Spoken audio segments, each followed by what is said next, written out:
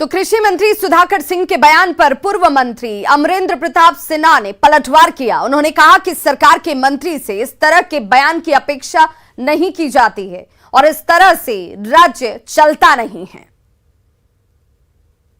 जो खड़ी हुई है और जैसे लोग हैं उन लोगों से अब क्या कहा जाए, सरकार में जो मंत्री हैं उनसे ऐसी अपेक्षा नहीं की जाती। इस प्रकार की भाषा, इस प्रकार की शैली हो और ऐसी सोच हो, निम्न सोच, ऐसे में राज नहीं चल सकता और न कोई व्यवस्था चल सकती।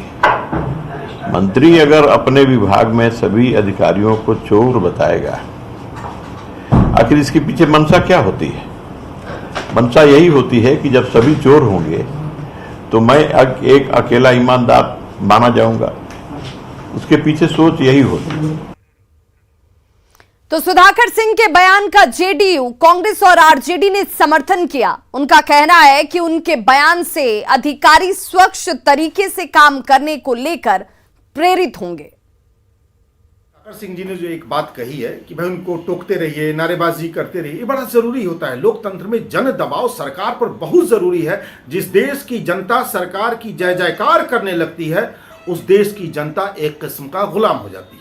जो दूसरी बात उन्होंने कही कि उनके विभाग में शायद कुछ भ्रष्ट लोग हैं, चोर लोग हैं, कुछ इसी तरह का शब्द इस्तेमाल किया है, तो उनको तो चाहिए कि ऐसे लोगों की सूची तत्काल निगरानी विभाग को वो पहुंचा दे, तत्काल कार्रवाई करें ऐसे लोगों पर। ये कांग्रेस की स्पष्ट मांग है। भ्रष्ट लोग मत बर्दाश्त कीजिए, कार्रवाई कीजिए। कृषि मंत्री आदरणीय सुधाकर सिंह जी का जो वक्तव्य है, उस वक्तव्य से स्पष्ट झलकता है कि अपने विभाग में जो वो काम करना चाहते हैं, वह काम विशुद्ध रूप से स्वच्छ तरीके से अपने काम को संपादित करने की दिशा में उन्होंने यह वक्तव्य दिया है। और मैं समझता हूं कि उनके इस नसीहत से उनके विभाग में लोग उनकी बातों को मानेंगे और स्वच्छ तरीके से काम करने के लिए प्रेरित होंगे। माननीय कृषि मंत्री जी के कहने का तात्पर्य कुछ और रहा है।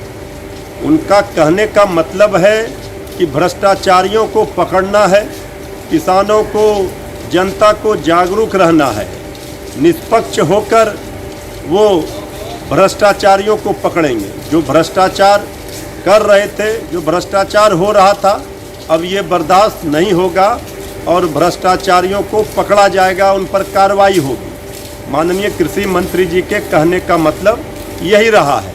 इसे अन्यथा नहीं लेना चाहिए।